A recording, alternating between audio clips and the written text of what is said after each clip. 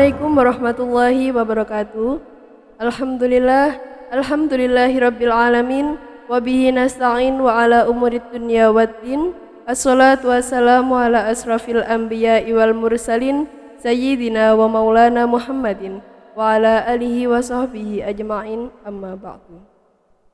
Kembali lagi di acara On The Clock Podcast Semafur bersama saya Fani Nur Komaria. Di kesempatan kali ini kita akan berbicara tentang pentingnya pendidikan Islam bersama seorang narasumber kita hari ini, yang mana beliau adalah sosok guru ataupun ustadz yang kesehariannya mengajar di lingkungan pesantren. Dan pada tahun ini juga beliau menjabat sebagai mudir MMI untuk yang kedua kalinya. Siapakah beliau? Beliau adalah Ustadz Syaifuddin Yahya. Assalamualaikum Ustadz. Waalaikumsalam warahmatullahi. Bagaimana kabar Ustadz hari ini? Alhamdulillah baik. Alhamdulillah. Di setiap pertemuan kan pasti ada perkenalan, dan tidak lengkap jika kita tidak mengenal narasumber kita pada hari ini. Alangkah baiknya jika Ustadz mengenalkan diri terlebih dahulu. Monggo. Terima kasih. Assalamualaikum warahmatullahi wabarakatuh. Waalaikumsalam. Bismillah, alhamdulillah, wassalatu wassalamu ala rasulillah wa ala alihi wa sahbihi wa mawalah, la hawla wa la quwata illa billah, amma ba'du. Nama saya Syaifuddin. Saya lahir di Lamongan 10 Agustus 1979. Tepatnya di Desa Began, Kecamatan Gelagah, Kabupaten Lamongan, Desa Pertambakan. Jadi kalau musim hujan kadang-kadang banjir, kalau musim kemarau kadang-kadang tidak ada air. Itu uniknya di tempat saya waktu itu. Masa kecil saya lalui Masa kecil saya normal, saya lalui di pendidikan Madrasah Ibtidaiyah Islamiyah di desa saya sampai kelas 6. Tetapi di tengah-tengah itu juga saya belajar dengan orang tua saya sendiri.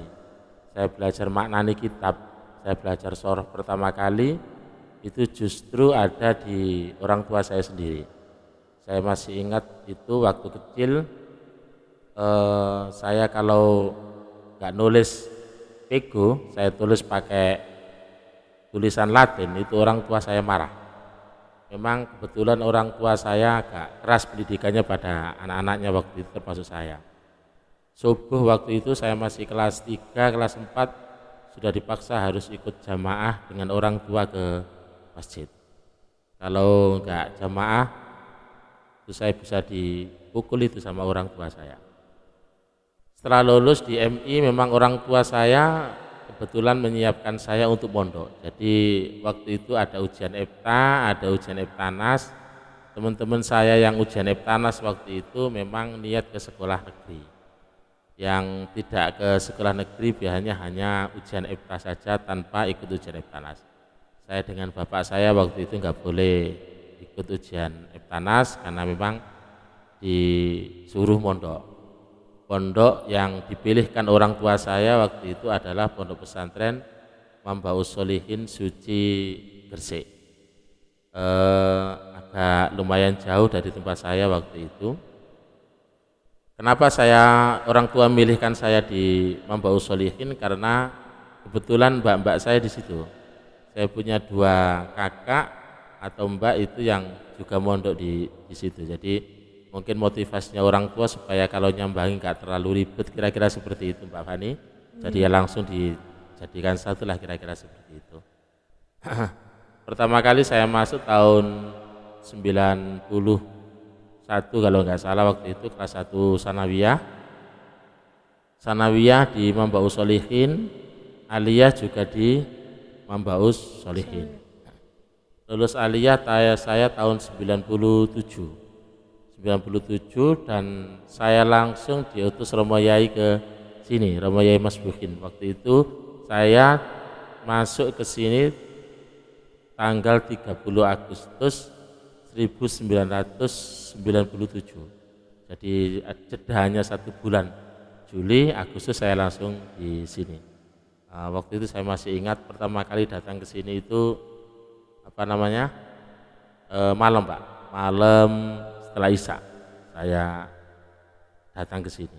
Itu kemudian saya di sini sampai sekarang, saya nikah tahun 2004, dapat orang sini dan bertahan. Nggak tahu ini takdir saya, kira-kira seperti itu. Takdir saya harus menjadi seorang guru, menjadi seorang pendidik, apalagi di lingkungan pondok pesantren Al Furqan ini. Tapi saya syukuri saja lah, saya alhamdulillah. Artinya saya tidak jauh-jauh dari pondok, saya tidak jauh-jauh dari pesantren. Ilmu pesantren saya alhamdulillah terawat sampai sekarang. Kira-kira seperti itu Mbak Fani. Nah, Ustadz ini kan masuk di Al Furqan ini karena diutus oleh Yai Mas Buhin tadi. Ya. Atas dasar apa itu Ustadz? Waktu itu permintaan dari sini. Kebetulan Yai Mas Huri itu minta tenaga. Memang sebelum saya sudah ada yang di sini. Ada waktu itu Bu Nurul sama Bu Hidayah itu di sini. Jadi kakak kelas saya sudah ada di sini dari perempuan. Kemudian saya diminta, kebetulan saya kenal dengan salah satu guru di sini. Diminta untuk di sini, kemudian sowan ke Mbak Usolihin bareng-bareng. Dan alhamdulillah saya kemudian diutus di sini. Kira-kira seperti itu. Ustadz ini kan sudah lama masuk di dunia pesantren.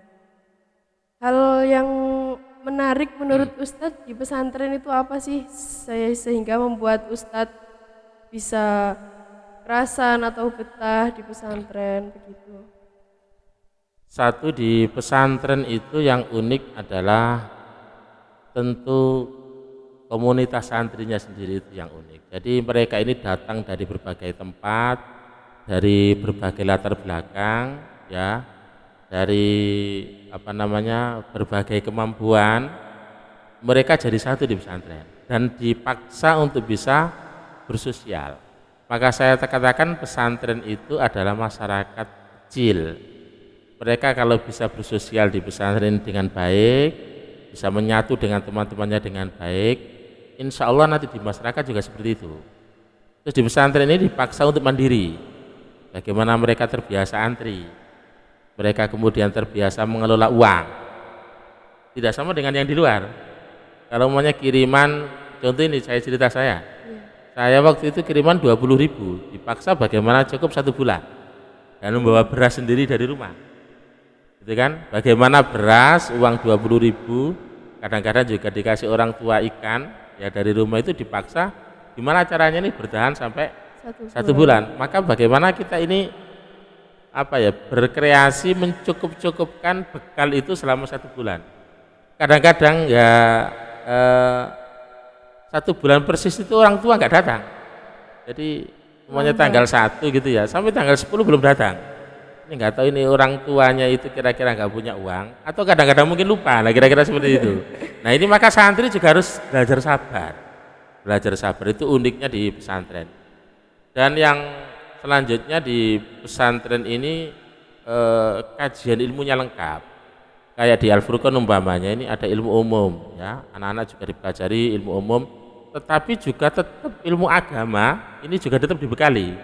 Beda dengan di luar umpamanya. Ngapunten Mbak Feni, di luar kadang-kadang ilmu agama cuma sebentar, dikasih mungkin 1 jam 2 jam, setelah itu nggak dikasih lagi. Di rumah juga tidak ada pendidikan yang cukup bagi anak-anak itu. Sementara kalau di pesantren setelah lepas dari SMA, kemudian malamnya ada pendidikan pesantren, setelah asar, setelah maghrib juga ada wiritan, setelah isya pendidikan kitab lagi, setelah subuh ada pendidikan kitab lagi. Bahkan di tengah-tengah pendidikan formal tetap ada pendidikan agama, ada fikih, ada Quran hadis dan lain sebagainya tetap ada. Ini yang menarik sebenarnya di pesantren. Kalau ditanya kenapa saya kerasan sebenarnya di pesantren, ya itu kena jalan hidup saja. Jalan hidup saja yang kebetulan dari pesantren ke pesantren yang lain. Tetapi kita bersyukur di pesantren itu kemaksiatannya nggak banyak, tantangan kemaksiatan, menghindari kemaksiatan itu nggak banyak. Kira-kira seperti itu. Nah, Ustadz tadi kan menyebutkan kalau ilmu agama. Nah, ilmu agama kan juga termasuk Quran hadis seperti akidah akhlak seperti itu kan Ustadz ya. Terus saya pernah mendengar ada ilmu yang namanya itu ilmu alat. Ilmu alat itu apa sih Ustadz? Ilmu alat itu ilmu nahwu shorof. Ilmu nahwu shorof itu ilmu yang diberikan pada santri supaya santri itu bisa membaca kitab kuning, kitab klasik, kitab yang tanpa harokat. Nah itu supaya bisa membaca. Karena ilmu alat ini penting, karena dengan ilmu alat ketika anak itu sudah bisa membaca kitab, ya nanti mereka bisa belajar sendiri, bisa mutolaah sendiri, bisa mencari referensi sendiri. Tapi kalau ilmu alatnya nggak matang, dia nggak bisa. Dia terus tanya. Contoh banyak ilmu alatnya bisa, dia terkait dengan hukum fikih, dia bisa mencari kitab sendiri, mencari takbir sendiri, dan mencari dalil-dalil sendiri, belajar sendiri. Karena di kita itu sumber ilmu agama itu ada di kitab-kitab klasik itu. Ilmu fikih juga ada di kitab-kitab klasik itu. Ada beberapa yang diterjemahkan memang. Itu membantu, tetapi masih banyak sekali kitab-kitab yang masih belum diterjemahkan dan menurut saya itu bagaimana bisa menguasai nahwu shorof itu dengan baik sehingga bisa membaca sendiri tentang akhlak, tentang hadis, tentang tafsir, tentang fikih, tauhid dan lain sebagainya. Itu kira-kira seperti itu. Nah, Ustadz ini kan juga seorang guru ilmu alat itu sendiri ya kan. Ustadz, mungkin ada satu hal yang membuat Ustadz tertarik dengan ilmu alat atau ilmu nahwu itu tadi sendiri. Yang tentu membuat saya tertarik dengan ilmu alat ya karena ilmu ini dianggap penting. Dengan ilmu ini kita bisa membuka yang lain. Itu yang menurut saya memotivasi saya waktu itu untuk belajar ilmu alat. Tetapi begini, bahwa ilmu alat itu kemudian sulit, ya jarang sekali anak bisa menguasai ilmu alat ini karena ilmu ini ilmu gramatika, ilmu teori-teori. Jujur saya akui waktu saya mondok juga sama, jarang sekali anak yang menguasai betul ilmu ini gitu kan, menguasai betul ilmu alat nahwu shorof ini. Ada dulu namanya Alfiyah Ibnu Malik, anak itu dituntut untuk menghafal sekaligus juga paham Alfiyah. Tapi tidak semuanya anak hafal, nggak semuanya anak hafal. Imriti juga sama di sini. Di sini itu anak-anak disuruh menghafal ke Imriti juga anak-anak nggak semuanya hafal, itu kan nggak semuanya hafal. Memang ilmu agak sulit, tetapi begini, sesulit-sulitnya apapun, bahwa ilmu ini tetap harus diajarkan. Maka kemudian saya berharap juga pada santri-santri yang memang punya keinginan yang kuat, himmah yang kuat, motivasi yang kuat untuk belajar, silahkan. Nanti itu berhubungan dengan saya atau MMI, nanti kita buatkan kursus khusus ilmu alat. Sudah saya sampaikan berkali-kali itu, kira-kira seperti itu, Pak Fani. Nah, tadi kan saya dengar ada Imriti sama Alfiyah. Nah, perbedaan dari Imriti sama Alfiyah itu sama bagaimana, saja, Ustaz? sama-sama ilmu yang bahas tentang nahwu, cuma Imriti mungkin lebih sederhana, kira-kira seperti itu. Kalau yang Alfiyah itu lebih lengkap, ya lebih lengkap. Nadhamanya juga lebih banyak, ya lebih rinci. Kalau Imriti cuma 250 bait, kemudian kalau di Alfiyah 1000 bait, kira-kira seperti itu. Berarti Ustadz dulu di pondok pernah belajar Imriti sama Alfiyah? Tentu. Saya Imriti hafal, Alfiyah juga alhamdulillah hafal. Dari 30 anak itu yang hafal, saya termasuk hafal yang nomor 3 kalau tidak salah waktu itu. Jadi yang pertama, yang kedua, yang ketiga. Saya hafal Imriti tidak sampai 1 tahun.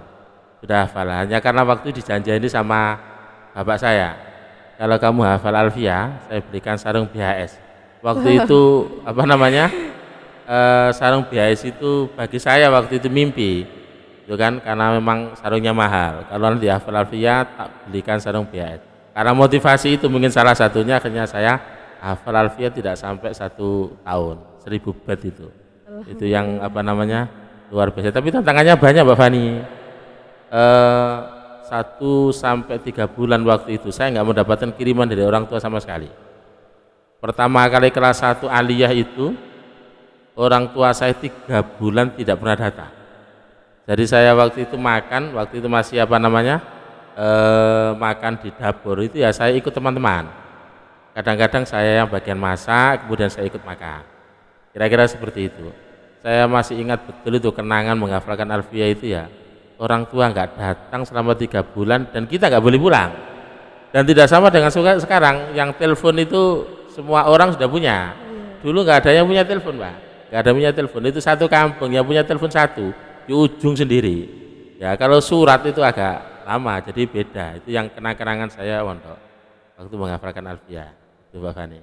Kalau sekarang sekali telepon langsung datang. Sekali telepon langsung datang dan itu enaknya santri sekarang. Beda dengan santri dulu, jauh sekali. Tingkat kemandiriannya juga jauh. Ya, santri dulu dengan santri sekarang jauh lebih mandiri santri dulu. Santri dulu harus mandiri, tidak boleh cengeng karena sudah sekali dilepas dia nggak akan bisa kembali. Kalau sekarang kan enggak, sekali dilepas sorenya bisa telepon lagi, orang tuanya datang lagi, kira-kira seperti itu.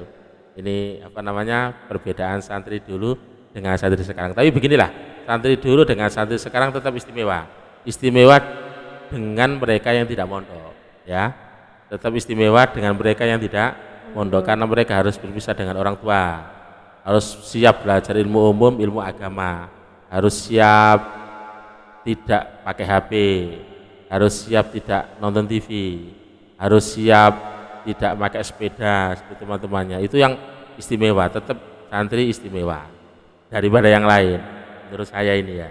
Ustadz dulu ketika mondok pernah nggak melakukan suatu pelanggaran yang mungkin memang tidak boleh dilanggar di pondok itu, mungkin salah satunya membawa HP atau keluar tanpa izin?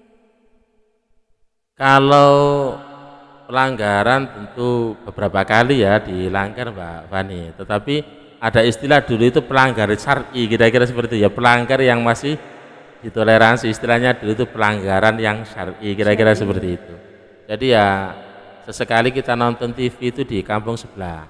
Dulu itu cuma ada TV, itu cuma ada film Dono, Kasino, sama Roma Irama waktu itu. Kira-kira seperti itu ya, hanya nonton TV.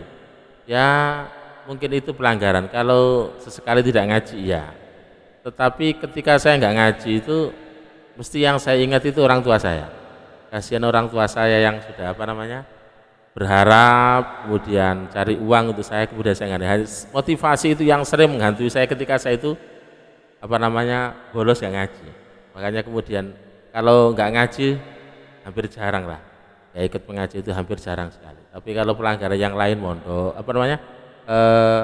lihat TV di kampung sebelah ya beberapa kali lah, tapi pelanggarannya masih syar'i lah. Masih syar'i, masih yang wajar-wajar saja. Itu Ustadz menonton TV di kampung sebelah itu tidak keluarnya tanpa izin apa? Ya tentu tanpa izin, kalau izin malah nggak boleh. Tentu tanpa izin. Kalau kembali pas konangan keamanan ya ditakzir, itu dihukum. Kadang ada yang digundul, kadang ada yang diberdirikan waktu itu. Ya banyaklah pelanggaran-pelanggaran yang kemudian mendapatkan takzir dari Kismul Amni atau keamanan waktu itu. Tapi sekarang santri juga ada pelanggaran yang bisa ditoleran, ada yang tentu nggak bisa ditoleransi. Kalau nggak bisa ditoleransi ya harus kita komunikasi dengan orang tua. Selama bisa ditoleransi ya masih wajar-wajar lah, kira-kira seperti itu. Ustadz ini kan sudah lama ya berkecimpung di dunia pesantren. Menurut Ustadz, apa sih perbedaan antara pondok pesantren di zaman dahulu dengan sekarang? Secara umum sama lah, pondok pesantren dulu dengan sekarang ya sama. Artinya anak-anak sama-sama berpisah dari orang tuanya. Kalau semua pondok pesantren juga punya ciri khas khusus, ada yang pondok khusus Quran, ada yang pondok khusus kitab, ada yang kitab juga ada, umum juga ada, kayak di pondok kita Al Furqan ini ada kitabnya iya, kemudian juga ada pendidikan umum di SMA juga ya. Tetapi secara umum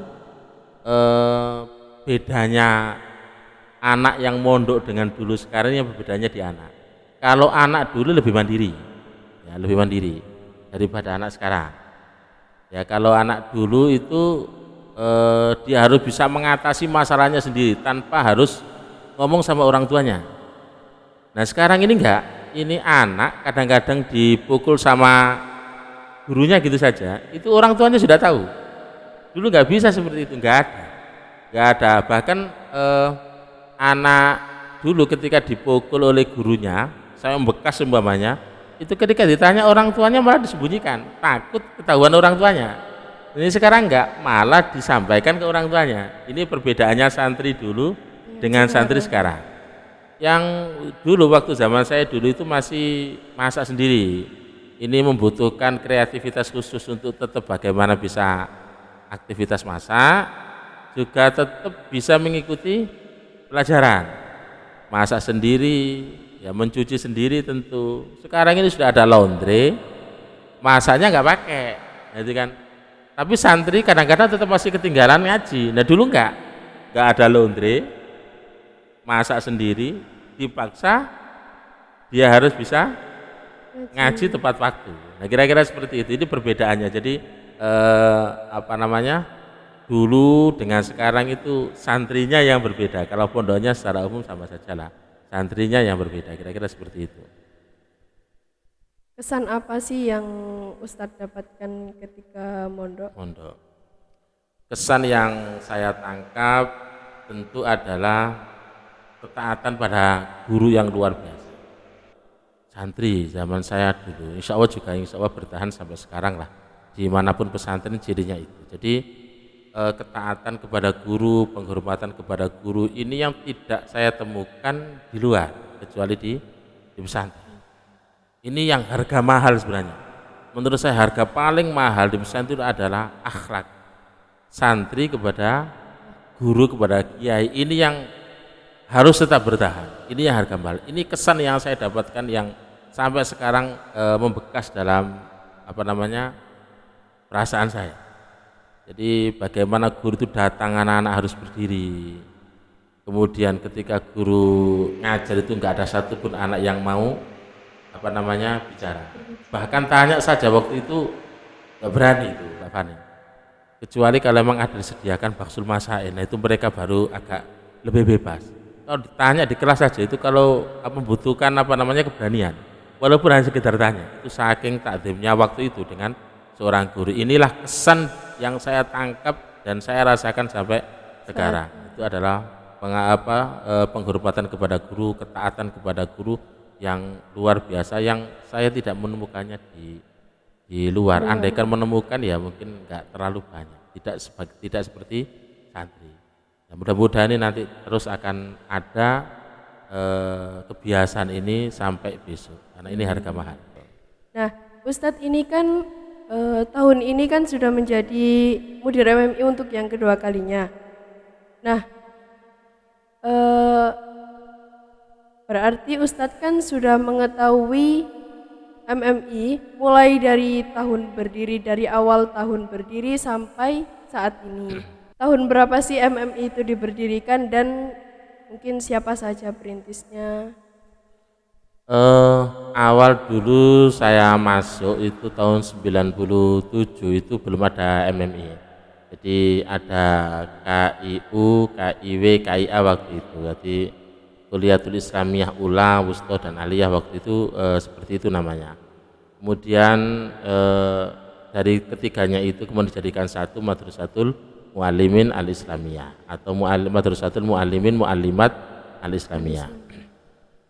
Jadi intinya MMI itu ya sejak pondok pesantren ini ada sebagai salah satu unit pendidikan yang mengajarkan tentang kitab kuning, kitab klasik dan lain sebagainya. Kalau di SMA mungkin ada pelajaran umum, kurikulum, walaupun tetap ada pelajaran khas pondok pesantren Al-Furqon. Ada kitab kuningnya, ya. Tapi kalau di MM itu fokus pada pengajaran kitab kuning. Dan di MM itu ada ilmu alat, ada nahwu sorof, ya, ada imriti, jurumiyah dan lain sebagainya. Juga ada fikih. Yang paling tinggi menggunakan kitab Fathul Qorib. Ada mabadul fikih yang paling rendah. Juga ada kitab tafsir seperti tafsir Jalanen, ada hadis Bulughul Maram, ada kitab-kitab akhlak, kitab-kitab tauhid dan banyak yang lain. Juga ada pendidikan untuk tahfidzul Quran untuk anak-anak yang berminat di penghafalan Al-Quran. Disediakan ada tahfidzul Quran. Ada kurang lebih sekitar 37 sampai 40 anak yang memang ikut khusus di tahfidzul Quran. Nah, itu MMI. Nah, untuk kan di kantor MMI itu kan sudah tertera beberapa foto orang-orang yang menjabat sebagai mudir MMI. Apa di salah satu foto tersebut ada perintis MMI juga atau Yang merintis, yang mendirikan tentu Kiai Masyuri sendiri. Waktu itu yang pertama kali Kiai Basori yang sebagai kepala MMI-nya, kemudian ada Abah Muid pernah menjadi kepala, saya pernah jadi kepala, kemudian Pak Wafa, dan sekarang kembali lagi ke saya. Memang di Al-Furqan ini kepala itu muter saja. Jadi saya juga pernah menjabat sebagai kepala SMA 4 tahun, pernah menjabat sebagai kepala SD 8 tahun, MMI waktu itu 4 tahun, sekarang lagi menjabat untuk yang kedua kalinya, ini tahun ketiga saya menjabat kepala MMI, Madrasatul Muallimin Al-Islamiyah. Alhamdulillah. Nah, pendidikan Islam ataupun pendidikan agama ini kan sangat penting untuk seluruh umat manusia. Menurut Ustadz, pendidikan agama itu bagaimana sih yang harus kita pelajari dan yang harus kita ketahui untuk bekal di masa depan? Mbak Fani, bahwa al-ibadatu samratul ilmi. Orang itu ibadah karena tujuan seseorang itu diciptakan untuk beribadah. Dan ibadah itu adalah samratul ilmi, buah dari ilmu.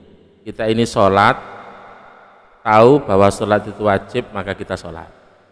Tahu bahwa puasa itu wajib, maka kita puasa. Tahu bahwa makan sesuatu yang diharamkan itu tidak boleh, maka kita menghindari. Maka ilmu ini penting. Membekali anak tentang ilmu agama ini penting, karena dengan ilmu itu ibadahnya jadi benar, tauhidnya jadi benar, akhlaknya bisa baik. Nah, dari mana mereka itu? Ya dari pemahaman mereka tentang ilmu itu. Maka membekali pendidikan agama itu sesuatu yang harus, yang wajib. Pendidikan umum penting, tetapi pendidikan agama ini nggak boleh diremehkan. Makanya kemudian pernah saya sampaikan dengan kepala-kepala sekolah, anak SMA itu harus bisa baca Quran. Jangan sampai nanti anak SMA itu baca Qurannya tidak baik. Maka harus ada jam untuk mereka belajar Al-Quran. Maka didatangkanlah metode Umi di SMA dan di SMP sini. Karena tidak semuanya anak mondok, ada beberapa anak walaupun tidak banyak yang tidak mondok, yang tidak mendapatkan porsi membaca Al-Quran. Dan membaca Al-Quran ini penting, bagian dari pendidikan agama. Di SMA juga ada pelajaran fikih, apalagi di dalam pondok pesantren. Ketika nanti anak keluar dari pondok pesantren itu, image masyarakat itu, anak ini tentu baik, akhlaknya baik, sholatnya baik, itu kan. Kalau ditanya tentang hukum bisa, dan lain sebagainya. Maka kita jangan sampai mengecewakan masyarakat yang menunggu santri ini keluar dari pesantren. Supaya tidak mengecewakan, maka tentu harus kita bekali santri ini dengan ilmu agama yang baik. Maka di sini ada pendidikan agama yang khusus dikelola oleh Madrasatul Muallimin Muallimat Al-Islamiyah. Nah, kira-kira seperti itu. Ini pentingnya pendidikan agama Islam. Nah, untuk yang terakhir, apa pesan dan kesan dari Ustadz Syaifuddin untuk para audien yang sekarang mungkin sedang mendengarkan Ustadz? Terima kasih. Ini para audien, khususnya para santri Al-Furqan, para alumni yang ada di mana saja, bahwa seseorang itu belajar tidak boleh hanya ketika dia di pondok. Di dalam rumah pun dia harus belajar. Media pendidikan, media tholabul ilmi hari ini tentu sangat luas. Bisa di sekolah bagi mereka yang masih belajar, di luar kita bisa ikut beberapa kajian yang ada di musola, di masjid, atau melalui YouTube yang hari ini sudah luar biasa. Kita bisa belajar dari media-media itu. Maka belajar itu minal mahdi ilal lahdi, dari kandungan sampai pada yang kubur itu kan, itu bisa dilakukan kapan saja dan di mana saja. Dan seluruh ilmu itu pada dasarnya adalah muaranya adalah khasyatullah, takut kepada Allah Subhanahu wa taala. Bukan berarti percuma, tidak, tapi tentu ilmu itu akan sangat baik, akan sempurna jika ilmu yang kita dapatkan itu bisa mendekatkan diri kita kepada Allah Subhanahu wa taala, bisa menjadikan rasa takut kita kepada Allah Subhanahu wa taala. Baik ilmu apapun lah, ilmu fikih, ilmu akhlak, ilmu tauhid, pada dasarnya adalah mendekatkan diri dan takut kepada Allah Subhanahu wa taala. Bukan berarti percuma, tidak, tetapi akan tidak baik kalau orang itu ilmunya banyak tapi kemudian tidak takut meninggalkan sholat subuh, ketinggalan umpamanya terlalu siang, tidak merasa menyesal, tidak merasa takut. Melakukan kemaksiatan juga tidak pernah menyesal, biasa-biasa saja. Itu kan berarti kan ilmu itu tidak mendekatkan diri dia kepada Allah, tapi malah menjauhkan dia dari Allah Subhanahu wa taala. Nah, ini tanggung jawab sebagai seorang santri yang ilmu agamanya itu lebih banyak daripada yang lain, ini harus hati-hati. Nah, makanya saya berpesan pada seluruh audien untuk bagaimana ilmu itu sebisa mungkin mendekatkan diri kita kepada Allah Subhanahu wa taala, dan itu perlu kita evaluasi setiap hari, apakah kita semakin dekat atau semakin jauh. Bagaimana cara mengevaluasinya? Ya dari ibadah kita ini semakin banyak apa semakin sedikit, maksiat kita ini semakin banyak apa semakin sedikit. Itu tolak ukur daripada kedekatan kita kepada Allah Subhanahu wa taala. Kira-kira seperti itu. Nah, dari penjelasan serta nasihat dari Ustadz Syaifuddin tadi, kita bisa menarik kesimpulan bahwa siapapun, baik dimanapun Anda berada, Anda wajib untuk mencari ilmu sebanyak-banyaknya, apalagi tentang ilmu agama. Dan ilmu yang bermanfaat itu ilmu yang diamalkan, benar ya Ustadz? Ya, diamalkan. Nah, oleh karena itu, carilah ilmu sebanyak-banyaknya. Mungkin cukup sekian perjumpaan kita kali ini. Mohon maaf apabila ada salah dan kata dari Fani. Syukran katsiran. Wassalamualaikum warahmatullahi wabarakatuh. Waalaikumsalam warahmatullahi wabarakatuh.